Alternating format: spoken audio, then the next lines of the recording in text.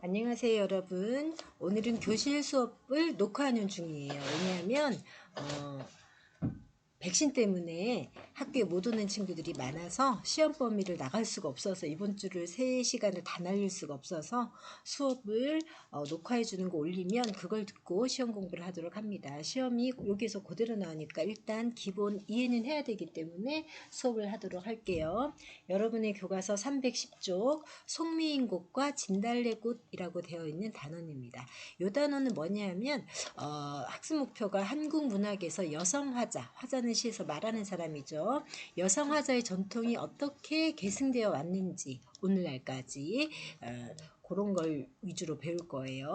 310쪽 보면 요즘 여러분 인터넷에서 많이 보는 이완천 시인의 시가 나와요. 이것도 선생님도 가끔 재밌는 재치 있는 내용이 많아서 본 적이 있었는데 이분의 시를 보면서 선생님은 딱 가사랑 비슷하다라는 생각 되게 많이 했어요. 가사하고 거의 똑같아. 자, 볼게요. 왜 그런가를 볼게. 아버지의 친구분이 5만원권 한 장권에 나에게로 다가오면 아버지는 내게 주는 용돈임을 직감하고 친구 손을 밀치신다. 그때부터 둘 사이엔 격렬하고 날카로운 몸싸움이 시작되고 괜찮다고 말한 나는 아버지의 친구분을 눈빛으로 응원한다. 이거 그냥 읽으면 문제가 운율감이 느껴진다라고 하는데 그냥 운율감이 생겨요. 아버지의 친구분이 5만원권 한 장권에. 이게 왜 생기느냐 하면 자 끊어있는 덩어리가 일정해요. 여기 두 덩어리 되지 그치? 두 덩어리 한 줄마다 두 덩어리가 되고 여기 지금 연구분이 돼 있었는데 사실은 이게 가사처럼 은율이 느껴지려면 이거 연이 없어 버려야 돼. 한국 문학에서 가사 작품은 사음보, 연속체, 끊어있는 네 덩어리가 끊임없이 이어지는 건데 이게 연구분 없어버리면 줄줄해서 사음보가 돼버려. 사음보.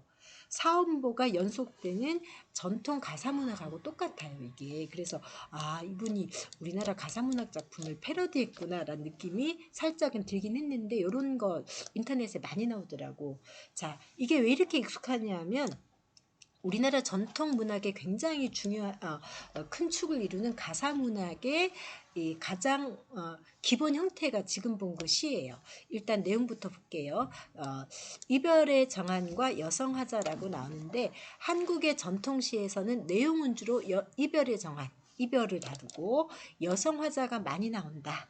이거 한번 무슨 내용인지 볼게요. 한국 문학에서 이별의 정한, 이별의 슬픔, 이별의 정가한이라는 주제는 고대가요 지난번 했죠. 그 다음에 시조 지난번에 두수 배웠고 그 다음 가사 오늘 처음 배워요. 가사 현대시에 이르기까지 이별의 정한이 한국시의 가장 중요한 주제이다. 자 여러분 이렇게 적으면 되는 거예요. 한국 문학에서 가장 중요한 주제는 이별의 정한. 알겠죠? 그런데 이별을 노래한 작품 중에서도 남성 작가가 여성 화자의 목소리로 임을 그리워하는 심정을 표현한 작품이 있어. 자, 이런 작품들을 어떤 구조를 갖고 있냐면 쓴 사람은 남자인데 주로 누구냐면 충성스러운 신하예요. 그러니까 조선 사대부 중에서도 아주 높은 고위 관직에 올렸던 요즘으로 치면 텔레비전 뉴스에 나올 법한 고위 관직 그런 신하들이 이런 사람들이 조선의 당쟁이 심해서 오늘날 우리나라 당 싸움처럼 당쟁이 심해서 서로 다른 당이 집권할 때마다 반대파들을 유배를 많이 보내버렸어요. 자, 유배를 가고 나면 이 충성스러운 신하가 당시 임금을 많이 그리워했겠죠. 임금님을 그리워하는 그런 내용을 어떻게 담았냐 하면 여성화자. 이 여성화자는 사실은 충성스러운 신하예요. 여성화자야. 그리고 이 사람들이 누구를 그리워하는 다시 관직에 복귀해서 임금님을 모시고 싶은 마음 그것을 임으로 표현했습니다. 임을 그리워하는.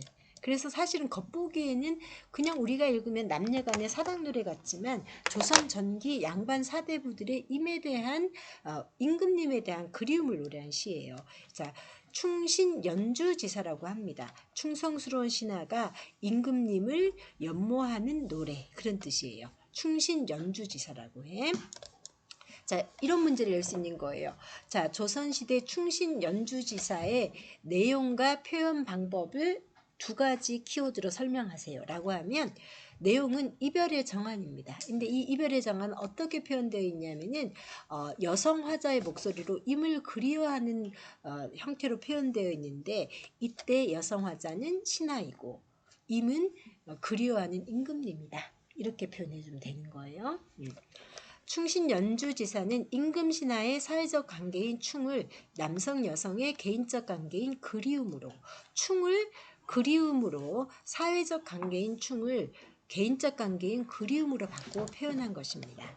여성 화자는 이별의 안타까움을 더욱 애절하고 절실하게 전달할 수 있어서 현대시에 이르기까지 한국 문학의 면면이 이어져 내려오고 있습니다. 여러분들이 뒤에 배우는 대표적인 오늘날의 시들도 보면 여성 화자의 목소리로 많이 그려져 있는데, 시인은 남자인데 여자예요. 목소리는 왜 그러냐면 조금 더 애절한 감정은 남자 목소리보다 여자 목소리에 어울리기 때문에 그렇게 많이 표현되어 있고, 이런 전통은 조선시대 시조에도 많이 보인다라는 거예요.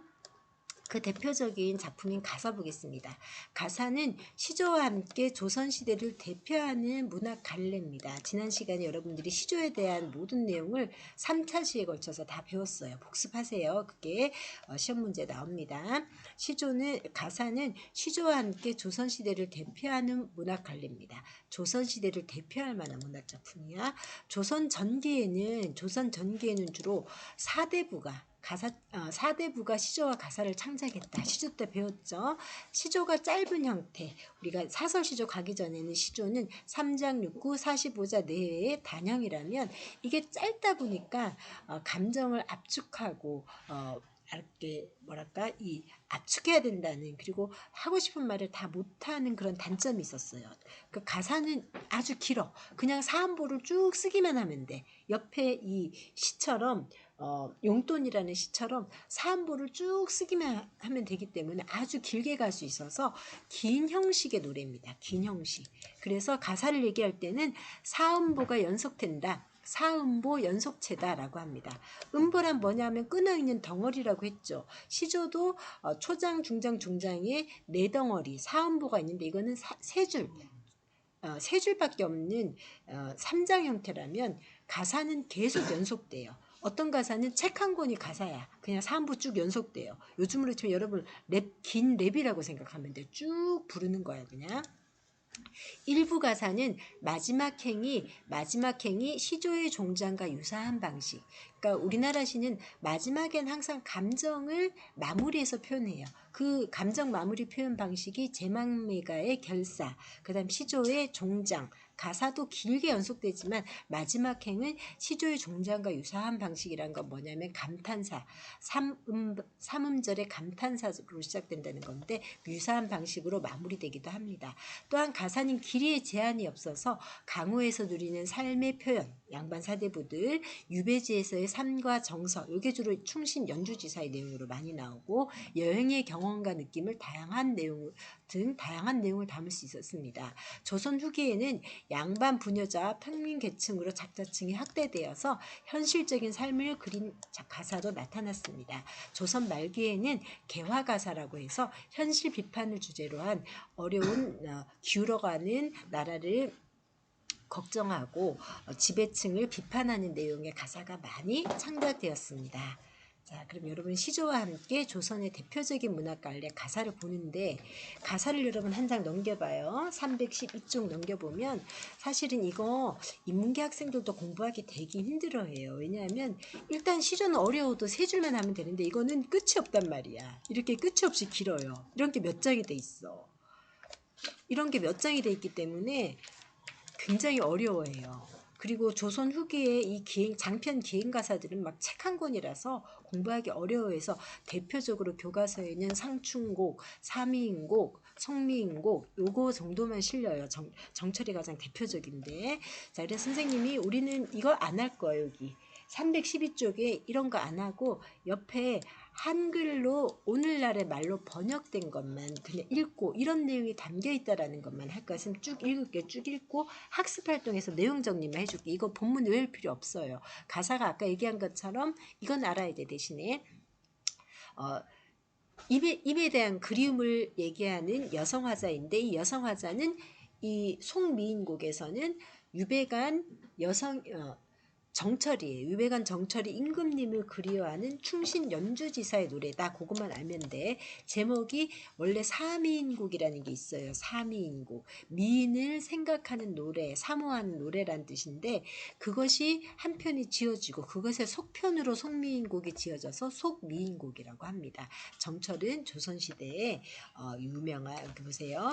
문신으로 송강 정철하면 우리가 사미인곡, 속미인곡 등의 중요한 가사작품을 지은 작가로 기억하면 되겠습니다. 시조도 많이 지었어요. 관동별곡 요 세 작품하고 상춘곡 정도가 고등학교 고전 문학에 나오는 가사 작품이 돼요. 이거 봐. 대가는 덕악시 이렇게 하면 어렵잖아. 그래서 요것만 좀 읽을 거야. 무슨 내용인지. 저기 가는 적악시 본듯도 하구나. 천상 배곡경을 어찌하여 이별하고 해다 저문 날에 누굴 보러 가시는가. 이 가사는 문답 형태로 되어 있는데 지금 누군가가 각 씨에게 질문을 해요. 질문. 요게 그러니까 여기까지가 질문이야. 질문을 하면 이제 주인공 여성 화자가 대답하는 형태예요. 문답 형태라고 나오는데 질문과 대답의 형태로 되어 있습니다. 뒤에서 정리 다 해줄게. 어와 너로구나 내 사설 들어보. 내 모습. 어려운 말 번역 많이 안 할게요. 그냥 쭉 읽는 게 목표라서. 내 모습 이고동이 이미 사랑함직 한가마는 어쩐지 날 보시고 너로다 여기시네. 나도 임을 믿어 딴 생각이 전혀 없어. 여기 지금 계속 임이라고 나오죠. 임이라고 나오는 거 보니까 이 임은 사랑하는 사람인데 우리가 앞에서 배운 것을 토대로 해보면 이 임은 누굴 얘기한다고? 임금을 얘기하는 거예요. 정철도 당쟁 때문에 유배를 여러 번 갔어요. 유배가 있으면서 왕을 그리워하면서 다시 정계에 복귀하기를 바라는 노래야. 이게 여성화자라는 거 보세요. 아양이며 교태며 어지럽게 하였던지 여성이라는 게 느껴지죠. 아양, 교태, 여성의 것이잖아요. 반기시는 낯빛이 얘와 어찌 다르신가. 임의 마음이 바뀌었어요. 누워 생각하고 일어나 앉아 헤아리니 내 몸에 지은 죄 산같이 쌓였으니 하늘을 원망하며 사람을 탓하겠는가. 서러워 생각하니 조물주의 탓이로다. 그것일랑 생각마오 맺힌 일이 있습니다. 임을 모셔봐서 임의 일을 내 알거니와 물같은 몸이 편하실 날 몇 날일까. 봄추위 여름더위 어떻게 지내시며 가을철 겨울철은 누가 모셨는가. 죽조반 조석진지 예전같이 올리시나 기나긴 밤에 잠은 어찌 주무시나. 이렇게 임에 대한 그림이 쭉 나열되어 있는 거예요. 314쪽까지만 읽을게. 임계신고 소식을 어떻게든 알자하니. 임계신곳은 그러니까 궁궐이야. 궁궐. 알자하니 오늘도 저물었네 내일이나 사람 올까. 내 마음 들 데 없다 어디로 가잔 말인가. 잡거니 밀거니 높은 산에 올라가니 구름은 물론이고 안개는 무슨 일인가. 산천이 어두운데 해와달을 어찌 보며 지척을 모르는데 천리를 바라볼까. 여기서 이 해와 달, 그러니까 내가 간절히 보고 싶어하는 이 해와 달도 누구를 얘기해요? 임금님 얘기해. 임금님. 원래 우리 조선시대의 왕이 그림에도 이렇게 많이 표현되잖아요. 그렇죠? 다 임금님을 얘기합니다. 지척을 모르는데 천리를 바라볼까. 차라리 물가에가 백길이나 보려하니. 님에게 가려고 백길이라도 보려고 하니까 바람이야 물결이야 어수선이 되었구나.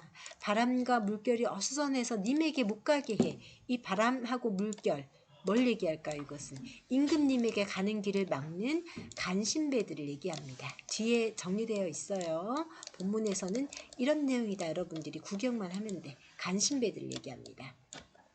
여기 위에 구름과 안개도 내가 임금님께 가는 걸 막고 있죠. 이 구름과 안개도 임금님께 내가 가는 길을 막는 간신배들을 얘기해요. 그러니까 이게 남녀간의 사랑의 노래가 아니라 왕에 대한 그리움을 노래하는 시다. 이렇게 생각합니다. 이해가 돼. 사공은 어디 가고 빈배만 메어있는가. 강가에 혼자 서서 지네네를 굽어보니. 선생님 핵심을 계속 안 했는데 처음부터 보면 자, 사음보예요. 강가에 혼자 서서 지는 해를 굽어보니 임계신 곳 소식이 더욱 아득하구나. 초가집 찬자리에 밤쯤쯤 돌아오니 벽 가운데 청둥은 누굴 위해 밝았는가. 네 덩어리가 계속 연속되죠. 띄어쓰기가 아니야. 이것은 호흡을 끊는 덩어리입니다. 호흡을 끄는 덩어리가 쭉 이어진다고 해서 사음보 연속체라고 해. 오르며 내리며 헤매며 서성대니 잠깐 동안 힘이 다해 풋잠을 잠깐 드니 정성이 지극하여 꿈의 임을 보니 옷 같은 얼굴이 반 넘어 늙었구나. 마음에 먹은 말씀 실컷 사려려니 눈물이 쏟아지니 말씀인들 어찌하며 정해를 못다 풀어 목조차 메어오니 새벽닭 소리에 잠은 어찌 깨었던가. 어와 허사로다 이미 어디 갔나. 잠결에 일어나 앉아 창을 열고 바라보니 가엾은 그림자가 날조출 뿐이로다. 차라리 죽어서 지는 달이나 되어 임계신 창안에 환하게 비추리라. 요까지가 각시님의 대답이었어요. 대답. 아까 전에 약간 질문과 대답으로 이어진다고 했죠. 요까지가 이제 대답 부분이고, 마지막 마무리에서 처음 얘기하던 물었던 화자가 다시 각시님 달도 좋지만 구준비나 되십시오. 이 달이나 구준비는 전부 다 누구를 그리워하는, 임을 그리워하는 마음을 얘기합니다. 임 그리는 마음인데, 이 임을 그리는 마음은 곧 여기에서 임금은 왕이라고 했죠, 그렇죠? 그래서 충신 연주지사의 시조 가사 작품이다. 그리고 마지막 줄이 첫 줄 항상 이렇게 세 글자 시조처럼 삼음줄로 이렇게 시작돼요. 감탄사도 많이 나오고 이렇게 삼음줄로 나오는데 이것이 시조 종장의 양식과 유사하답니다. 지금은 교과서가 되게 친절해져서 이렇게 한글풀이가 나와요. 옛날에는 이거 없었어. 이것만 가지고 공부하는 거. 이것만 가지고. 이런 것만 가지고 공부하니까 재미없지 어렵지 학생들이 굉장히 싫어하던 장르였는데 이런 것만 읽어도 여러분 가사가 이런 거구나 라는 것만 알면 됩니다. 그럼 한 장 넘겨보세요. 이거 잠깐만 내용 정리 요거는 이렇게 필기는 하세요. 여러분 나중에 선생님 요거 보고 교실 있는 친구들이 이따가 띄워줄게. 요거 현대시고 민요적이라는 거 이거 미안 이거 아니네. 왜 저기까지 갔네. 너무 뒤로 갔네. 자, 제재 정리 볼게요. 가사, 서정가사, 가사예요. 서정적이고 애상적, 슬퍼하는 마음이죠. 임을 그리워하는 마음. 그런데 여기 임이 누구라고요? 임금님이었어요. 임에 대한 그리움과 슬픔을 어떻게 표현했느냐 하면 두 여인이 대화를 하는 형식으로 전개되었다. 선생님 엄청 막 빨리 했기 때문에 여러분들이 이해하기 힘들었을 수 있어요. 두 여인이 대화하는 형태로 전개되었다. 그리고 우리말의 아름다움을 잘 살렸다. 이렇게 정리하면 되겠습니다. 자, 그러면 요거 지금 교실에서 필기하는 친구야 미안한데 있으면 이따 다시 띄워줄게. 왜냐면 또 그다음 빨리 한다 해서 한 차씩 분량하려고. 자, 교과서 한 장 넘겨보세요. 316쪽 갑니다. 이 작품이 오늘날의 시조인 김소월의 진달래꽃하고 연결되어서 나와 있어요. 자, 지금 이게 왜 나오느냐 하면 진달래꽃 여러분 다 아는 노래야. 이거 노래로도 나왔잖아요. 그죠? 노래로도 나오고 다 아는 시인데 우리나라 가장 대표적인 시라고 해요. 1920년대 시인데 자, 나보기가 역겨워 가실 때에는 말없이 고이분에 들이오리다. 영변의 약산 진달래꽃 아른따다 가실 길에 뿌리오리다. 가시는 걸음걸음 놓인 그곳을 사뿐히 들여밟고 가시옵소서. 나보기가 역겨워 가실 때에는 죽어도 아닌 눈물 흘리오리다. 이렇게 표현되어 있잖아요. 이 작품도 왜 연결되어 나오느냐면 주제가 똑같아요. 누구를 향한 그리움, 임을 향한 그리움이에요. 그래서 임을 향한 그리움에 우리 전통시의 내용을 계승하고 있고 그 다음에 표현상 보면 이 말하는 시적 화자가 남자 같아 여자 같아? 여자 같아요. 왜냐하면 기다리죠.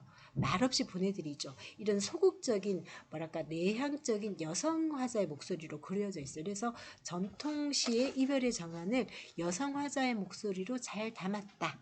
그것까지 우리 전통시를 잘 계승한 내용이고 그리고 이 작품은 보면 이 작품은 사음보가 아니라 삼음보예요. 우리나라 전통시의 음보는 운율은 사음보하고 삼음보가 있는데 이 작품은 민요의 음보인 삼음보입니다. 양반 사대부들 작품 시조와 가사는 사음보라면 아리랑 같은 민요는 삼음보야. 이 작품은 나보기가 역겨워 가실 때에는 새덩어리죠. 말없이 고이본에 들이오리다. 새덩어리야. 영변의 약산 진달래꽃 새덩어리 아름다다 가실길에 뿌리오리다. 이 작품은 우리 아리랑이 가지고 있는 사문보를 계승하고 있어요. 그래서 우리가 이 김소월의 진달래꽃을 우리나라의 가장 전통시다라고 얘기하는 것은 뭐냐 하면 내용상 이별의 정한, 목소리가 여성 화자의 목소리, 그 다음 우리 여러분의 어떤 유전자에 각인되어 있을지도 모르는 우리의 가장 익숙한 운율, 삼음보, 아리랑의 운율을 갖고 있어요. 그래서 민요시다라고 합니다. 이 작품하고 좀 전에 가사 작품을 연결해서 같이 할 건데 다음 시간에 학습활동에서 연결해서 공부를 할 거예요. 여러분들이 오늘은 요거 정리까지만 하세요. 진달래꽃은 자유시고 서정시 1920년대에 지어진 자유시고 서정시입니다. 이 시를 왜 민요적이다 라고 하느냐 하면 아까 얘기한 것처럼 민요의 삼음보를 갖고 있기 때문이야. 애상적 슬픈 내용의 시입니다. 이별의 정환을 다루고 있죠. 인과의 이별, 이별의 정환. 앞에서 본 가사하고 똑같아요. 그죠? 이별의 상황을 가정하여 여성 화자의 애절한 심정을 노래했습니다. 민요적 율격과 수미상관, 수미상관이란 천년하고 마지막 년의 내용상으로 대응을 이루는 구조를 수미상관이라고 하는데 그런 구성이 나타납니다. 그래서 진달래꽃은 1920년에 지어졌지만 여러분 지난 시간에 배웠던 시조 두 편, 이별의 정환이었죠. 그 다음 지금 배우는 가사, 그 내용, 이별의 정환이라는 내용을 계승하고 있고 그 다음 가사에서 보이는 여성 화자, 왜냐하면 김소월은 그 옆에 그림 보면 남자거든. 남자인데 여성 화자의 목소리. 여러분들이 이 김소월을 안 보여주면 시만 들으면 김소월을 다 여자라고 착각을 하더라고요. 왜냐하면 이름도 여자 같죠. 호가, 시호가 여자 같죠. 내용도 다 여성 화자의 목소리로 그려져 있어서 여자라고 착각할 만큼 우리나라 전통시에서 굉장히 익숙한 방식인 여성 화자의 목소리로 노래하고 있습니다. 그리고 우리나라의 가장 대표적인 시문학의 운율 양식인 사문보의 민요적 운율을 갖고 있기 때문에 전통시를 가장 잘 계승한 시다라고 합니다. 선생님이 굉장히 빨리 했는데 여러분 백신 때문에 이렇게 할 수밖에 없어요. 다음 시간에 학습 활동하면서 내용을 어떤 내용을 중점적으로 공부해야 되는가 얘기해 줄게요. 그러면 여기까지 하겠습니다.